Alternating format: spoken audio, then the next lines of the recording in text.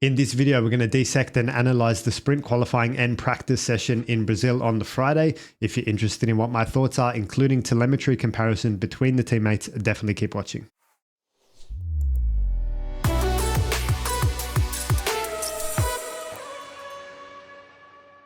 Welcome back to the channel, guys. There is a lot that we need to get through, so we are going to move fairly quickly in this one. So a quick summary that I just wanted to give on the upgrades that people have brought to this weekend in Brazil. We've got a new rear wing for McLaren, and guys, that's interesting because McLaren have had that mini DRS situation going on. It was disallowed, or they had to make changes to that. And now they're back with a new rear wing and bang, they're back at the top of the timesheet. So that's very interesting. We're going to talk about that a little bit later when we look at the top speeds. We've got a different chassis for Checo Perez. He was complaining in Mexico that, you know, something's wrong with the chassis, the way it turns into left-hand corner. So we've got a new chassis for Checo. We've got a new engine and a 5-place grid penalty for Max Verstappen, therefore, as well. They've taken it at this track because there's potential to overtake. So that's the reason why they've put a new donk in the back of that Red Bull for this weekend. And both Mercedes are now up to date with the new floor. We saw Lewis running that new floor in Mexico because George crashed. They're both up to date and running the new floor this weekend. Let's bring up the first practice results now and take a look at them together. So hopefully you can see that on the screen in front of you. One of the biggest call outs here for me is the run plans. You've only got 4 sets of medium tires this weekend. So if you want to do a 2-stop strategy in the race, you've got to keep in mind that you do need to use a medium set of tires in SQ1, a brand new set. You do need to use a medium set of tires, a brand new set in SQ2. So that means that in the race, maximum, you'll only have 2 sets of mediums available if you didn't use any in this practice session. So if you wanted to do a 2-stop, for example, soft, medium, medium, or medium, medium, hard, that's now out the window. They've only got 1 set of medium tires for the race on Sunday if you wanted to do a 2-stop. Now, they might be leaning towards 1-stop, but personally, I would have saved those mediums. I would have done more work on maybe the soft compound tire because you've got 6 of those sets and you get a good indication of whether or not that's going to last. You know, if it lasts 10 laps, then obviously you're going to need those mediums in the race. Whereas if it lasts 20 or 30 laps, then that's a different situation. You're probably going to be looking at medium hard in that case. So it was interesting to see that everyone burned those mediums. Very interesting. So Liam Lawson's probably the only call out there together with Yuki Tsunoda. They've actually preserved them. You can see that final 3 and 3 in P11 and P12. You know, they're fairly okay. If they did want to run 2 sets of medium in the race, they're only lightly scrubbed. But for the most part, everyone else pretty much burned at least 1 set, maybe 2 in some cases as well. So that's probably the biggest call out for me. That was an interesting call. So anyway, there you go. Just looking at the results, like we say, McLaren with their new rear wing, it's Lando Norris on top. And, you know, there's not too many call outs here apart from maybe Ollie Behrman in P3 putting the Haas up there and Hulkenberg in P8. So that's good signs. That shows that the Haas has got some speed this weekend. As ever, guys, the top speed in Brazil is really, really, really important because you're going to get blocked or be defending in the middle sector. And it's all about when you get your foot down out of Juncal, the last corner, how good is your top speed? Can you compete for positions into turn 1? So let's bring up the top speeds of FP1 in front of you now. So we've got the Aston Martins with the big straight line speed advantage. Those guys don't have overall lap time. So maybe they want to be asking themselves the question, do they have the wrong aero balance for this track? But guys like Albon, Verstappen, Colapinto and Perez, that's good straight line speed for the Williams and the Red Bull as well. So they're going to be able to compete in the race with that. And the McLaren underlining its performance in overall lap time and with a healthy straight line speed as well. Probably one of the biggest call outs is the Ferraris there in 13 and 17, 330 and 328. These are the guys that had the most top speed in Mexico. Those days are now over. They're towards the back half of the grid in terms of straight line speed. So it'd be interesting to keep an eye on their progress in the sprint race tomorrow. So let's talk about SQ1. As we said before, you get only 1 medium set for this session. You get 1 medium set for SQ2 and you get 1 soft set for SQ3. As and how you use that set in that session is totally up to you. There were a lot of good jobs done in this session, particularly by Ollie Behrman in the Haas team. It was good to see them up there in P7 and P8. Franco did a great job in his final run under pressure to just sneak out of Q1. And even Checo was up there as well with his new chassis. Probably the biggest stories for me were that Tsunoda was out, Lawson was in, Ocon was out, Gasly was in, and Guan Yu Zhou was out with Valtteri Bottas in. Personally, I'm a big fan of Liam Lawson. Since Max Verstappen, we haven't really seen anyone else come in and say, I'm here to win, I'm not here to make friends. That's exactly what Liam has come out and said this weekend. So we definitely support that because it's kind of a champion's mentality that Formula One requires. If you want to do well and compete for championships, that's the mentality that you need. Let's take a look at our first telemetry comparison of the video. We've got Yuki Tsunoda, who was kicked out with an 11.1, and Lawson, who was at least half a second better with a 10.5. This will show you the track dominance, and it's fairly equal. A lot of blue and a lot of white as well. So we'll have to go into the delta and really see where the damage is being done. And anytime this delta rises, that's going to be in Liam Lawson's favor.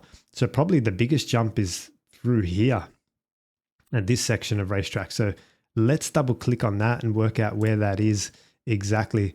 Yep, so it's just coming here. All of this white here is exactly where Lawson's finding the lap time. If you see the speed graph here, there's a lot more speed just here. This is probably the fast right-hander on the entry. So a heavily loaded corner with a lot of downforce. Liam doing a great job of keeping that downforce alive. And then you've got the throttle squirt here, just heading into the right-hander. So Liam just carrying a lot more speed. Again, you can see the throttle that he's not lifting as early as Yuki. So it's probably a confidence piece. This is great from Liam. If you're a Liam fan, you see the way he gets on the throttle here. It's a lot harder and a lot more aggressive than Yuki Tsunoda as well. So I just have a feeling like he's keeping downforce more active through this section of racetrack with higher speeds. And that's helping keep the balance of the car a lot more stable. And Yuki's just getting out of the throttle earlier, putting it on gentler. And so it's just great to see that Lawson's got that confidence already. Like I said, we are big fans of Liam just due to his mentality. So awesome. That's where he's finding the lap time there. If we zoom out and have a look at another section, probably just here, it goes from 0.4 up to 5. So let's have a look at this. I suspect this is out of the last corner. It is indeed. Have a look at the minimum speeds again. This is speed on the way in, guys. So they're fairly okay on the way out. But again, this is 138 versus 124. That's worth a lot of downforce, guys. So Yuki, in blue, he gets on throttle earlier, but actually who gets to full throttle first? It's here.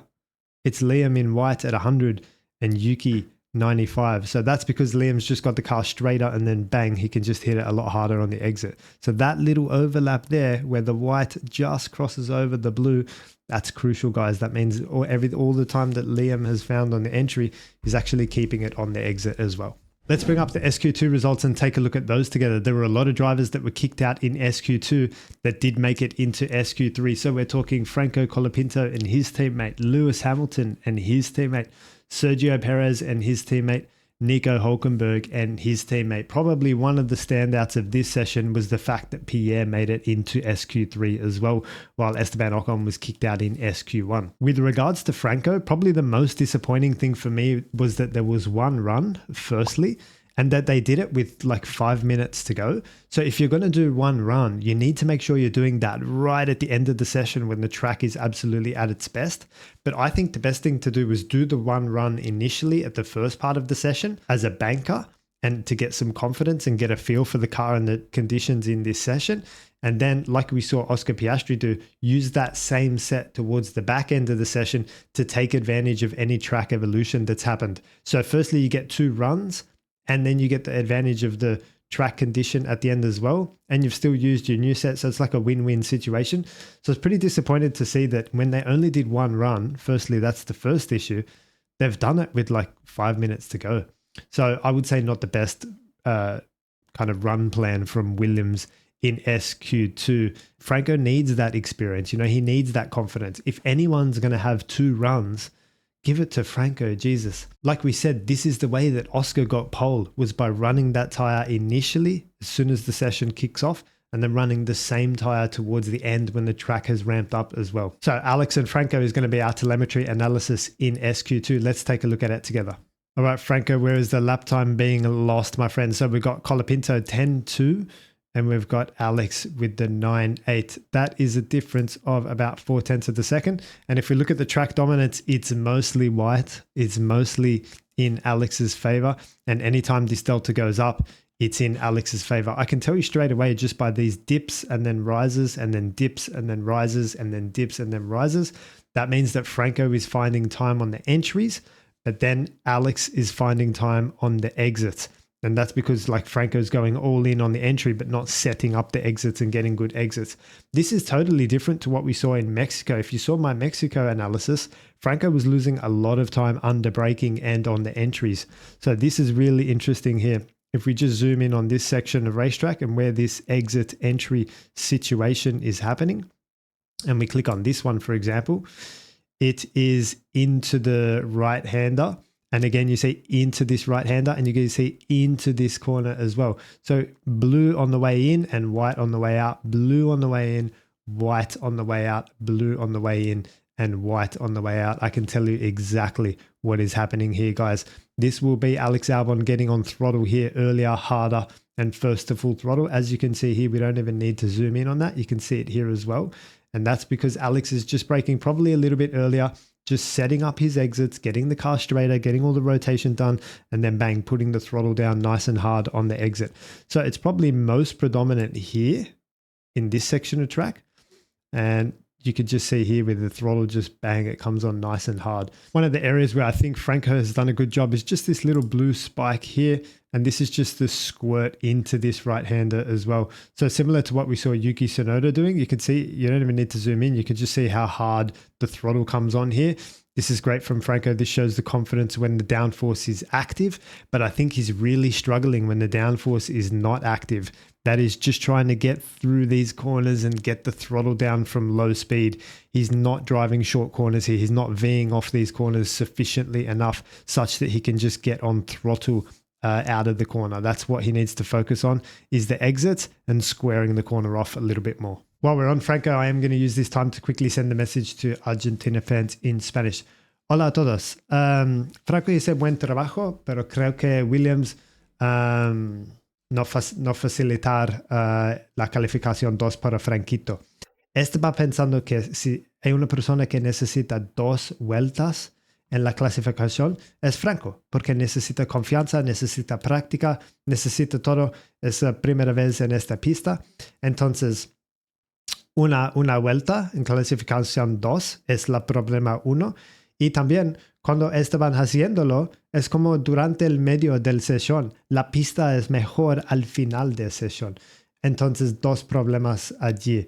Me gustaría ver con los neumáticos nuevos, medianos, cuando la sesión empieza, y también los mismos neumáticos al final de la clasificación, al final de sesión, cuando la pista está más rápido. Hablando sobre Franco estaba perdiendo tiempo, es como no es lo mismo de México. En México estaba perdiendo tiempo a Alex en las zonas de frenando, pero aquí no. Franco estaba encontrando tiempo durante entrando la curva, pero cuando en las salidas Alex estaba encontrando mucho tiempo más. Yo me gustaría ver Franco manejar en curvas cortadas, se llama. No es como tomando una línea redonda, es más como una esquina. Así que puedes entrar con más velocidad y salir con más velocidad también. Y hacer la rotación más pequeña. Porque en Brasil hay unas curvas que son largas y tienes que cortarlos más. Y así que puedes hacer la potencia con más confianza y más dura en la salida. Como siempre, compartir esta sección con amigos, compartir esta sección con tu social media, suscríbete por favor y también mándame una pregunta, una comenta debajo también. Muchas gracias por el apoyo y nos vemos durante la fin de semana. Okay, let's talk about SQ3 and bring up the results together here as well. And like I said, it was really interesting to see McLaren using the strategy of doing 2 runs. I think that was actually correct. That was the beautiful thing to do. So you get the first run, that's your banker, that's on the new compound. And then you get your final run. Obviously, it's on the same set of tires, but it's when the track is better and the driver has a little bit more confidence as well. It was pretty cold in qualifying, so there wasn't too much thermal damage being done to the tire during the lap. And they were the only team to do this run. So kudos to McLaren. That's why they got the 1-2. So good job. It's about time McLaren race operations did some good work. One thing I wanted to call out was when Ollie Behrman made his mistake in turn 2. It was really interesting to see him not abort that lap. He would have had time to, recharge the battery and save that compound and have another go. There was enough time for that. So again, race operations, guys, it's the run plans and how you manage the whole situation is totally independent of the car you bring and the lap time you have. You can always do a better job just structuring and facilitating the driver's run plans like we discussed with Franco as well. With regards to Ollie's mistake, it was such a shame. It was just on throttle through turn 2. He just picked up a little bit of understeer, carried a lot of speed through there on the exit. In accordance with the friction circle, if you want the car to turn, you need to get out of the throttle. So he was actually doing the opposite. He was on throttle through there. He was a bit greedy, but like I said, it should have been one they aborted and had another crack. Obviously, strong pace from the McLaren. They're going to be our telemetry analysis for Oscar versus Lando. So let's bring that up and have a look now. All right, so you've got Piastri in orange and Lando Norris in white. So check this out. So Lando has the upper hand in the whole session. And then just on their final runs, when Oscar finds a little bit more time, Lando does not have an answer and makes a mistake. So we need to compare Oscar's final run versus Lando's previous run. Having a look at the track dominance, you've got Piastri in orange. So what are we finding here? Some time on the entry. So Oscar on entry into here, and just the exits here as well. So really interesting delta graph here. So obviously anytime this goes up, it's in Oscar's favor. And guess what? It only goes up one time, and that is over the finish line and out of the final corner. Oscar got an awesome drive out of the last corner, and he found all that delta back and just crosses the line ahead. Lando's actually got the upper hand through most of the lap here.